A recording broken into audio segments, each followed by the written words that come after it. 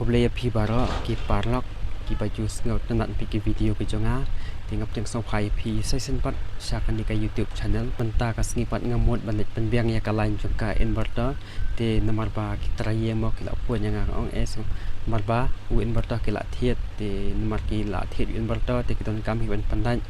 te jing sha long ka yeng ni la dep le wiring mat ka wiring am ka de ka conceal wiring te ka te la sau snam san snam ti nomor hak itu kipor bakhamun sha long patakwa ban bu inverter ti nak takada long menta pat ti kelakwa ti long nakaliang jonga pat long ngakhlem panya lepai kalan joka inverter nomor ngam tip ma kin bu hae ti nak takada nomor ba ka yeng kalong armala ti menta pat yo inverter ngi hapan bu sajrong ti kamot kan di ka MCB box pa am ka syong hapo ti nak takada ngi haban Thep long ba trong cái conduit pipe dengan Thep ngin hapan Thep ngau kawan pe dengan cái video hadu panakot ma lesi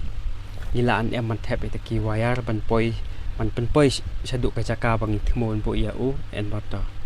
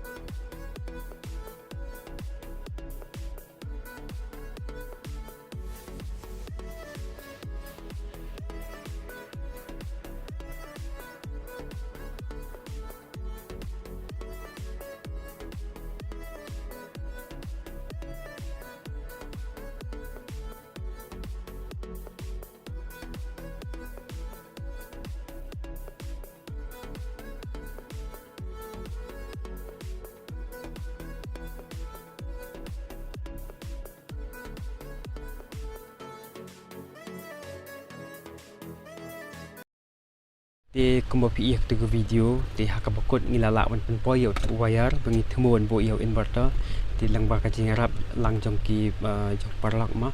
te ngai khoble parlak le rap lang nga banya Thep ba tu ki wire ding sa ka long kam te kala kham jrong hi mar ka kham long kalan khandiat